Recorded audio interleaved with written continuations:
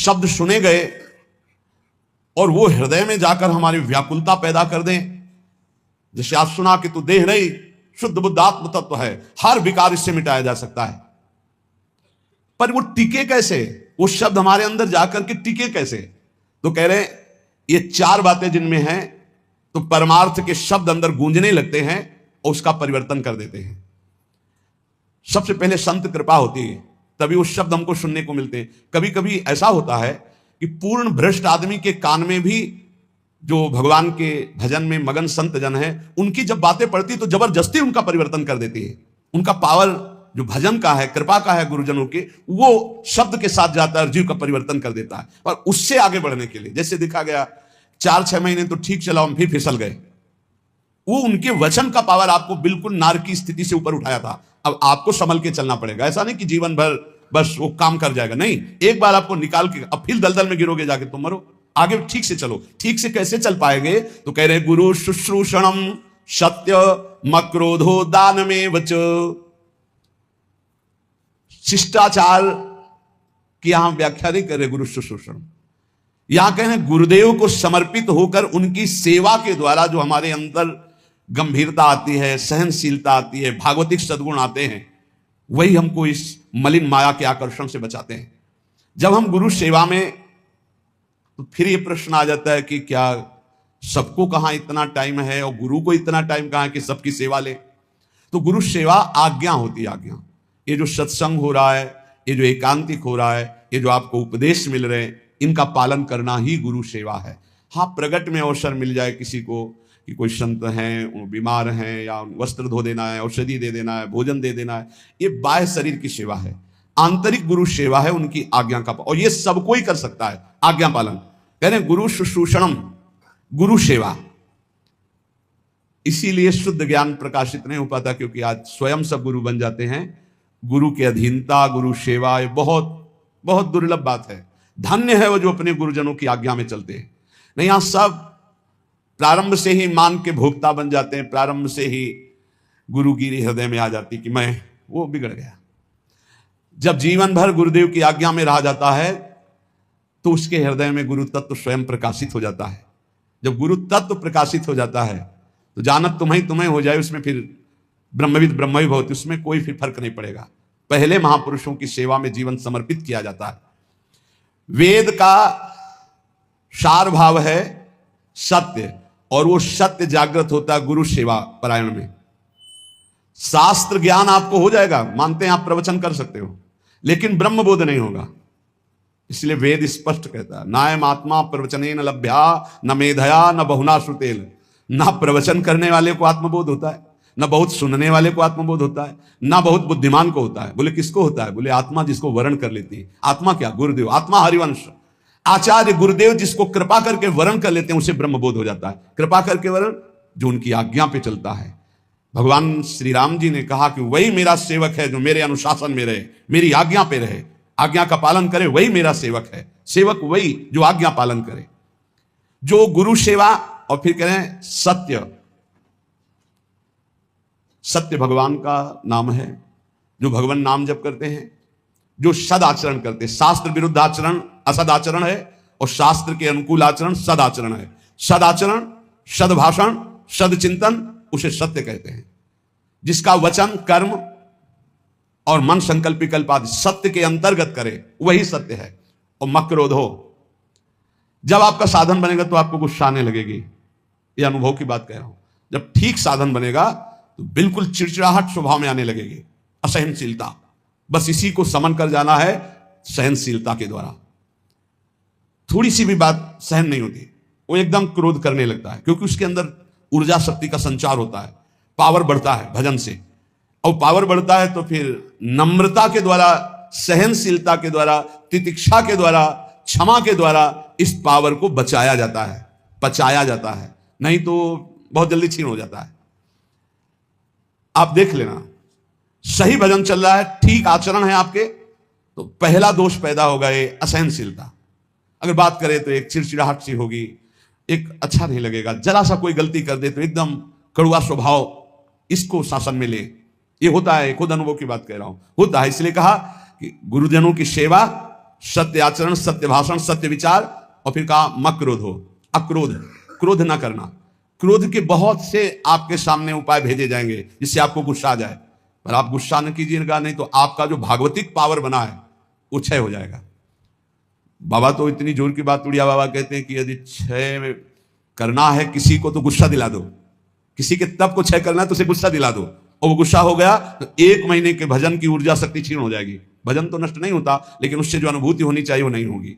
सोचो साल में 12 बार गुस्सा कर लिए तो बचा क्या आपके पास? इसलिए कौन सी दो रहा है, कहां अनुभूतियां हो रही?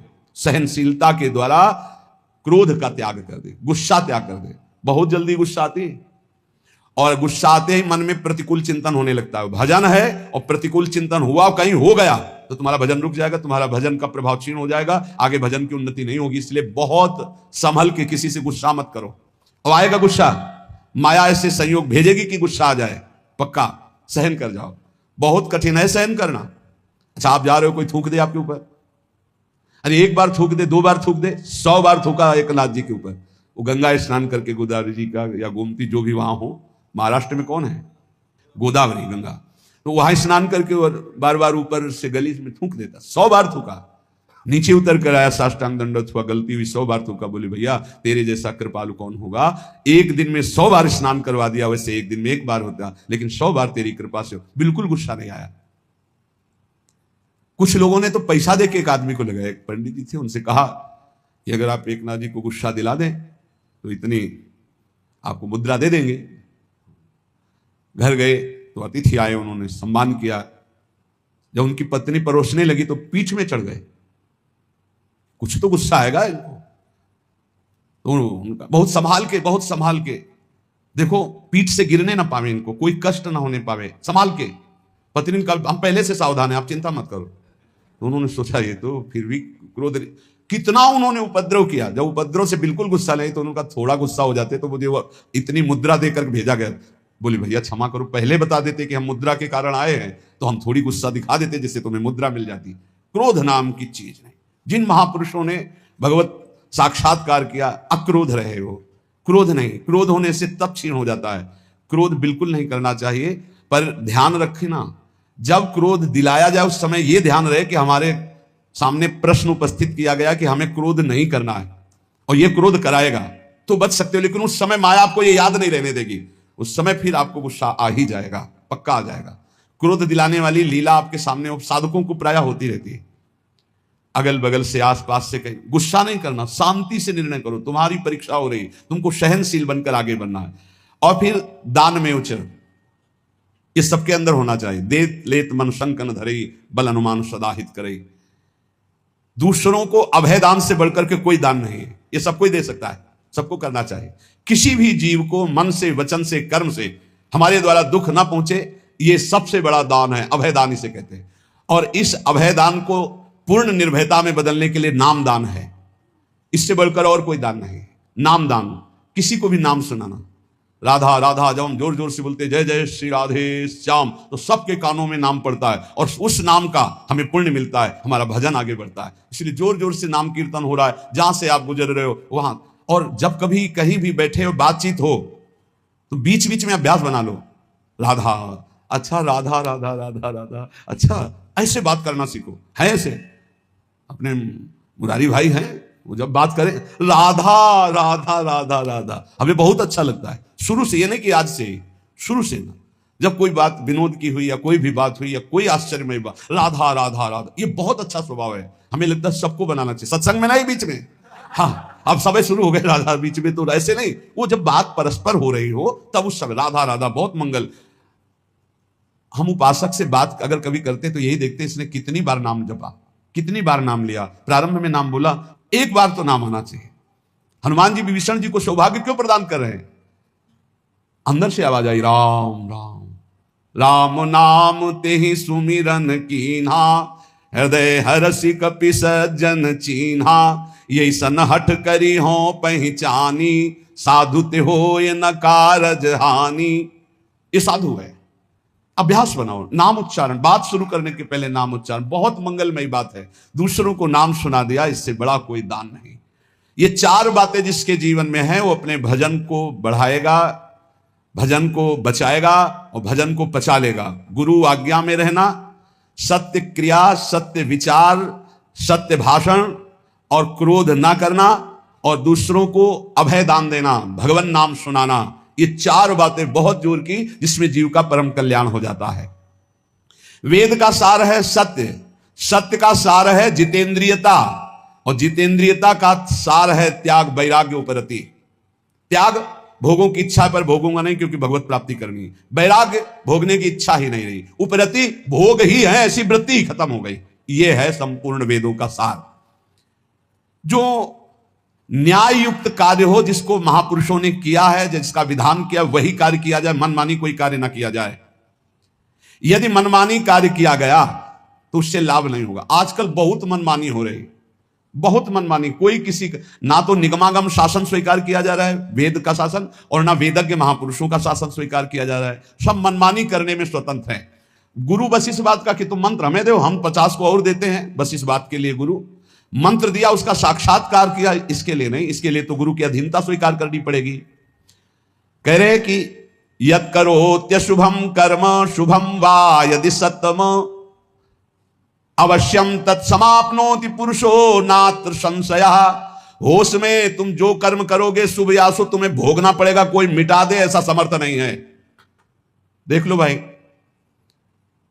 कोई मिटा दे ऐसा समर्थ नहीं। वो केवल वही मिटा सकते हैं जिन्होंने पूरी सृष्टि की रचना की, श्री भगवान। दूसरे की सामर्थ्य नहीं, इसलिए हमें विश्वास नहीं है।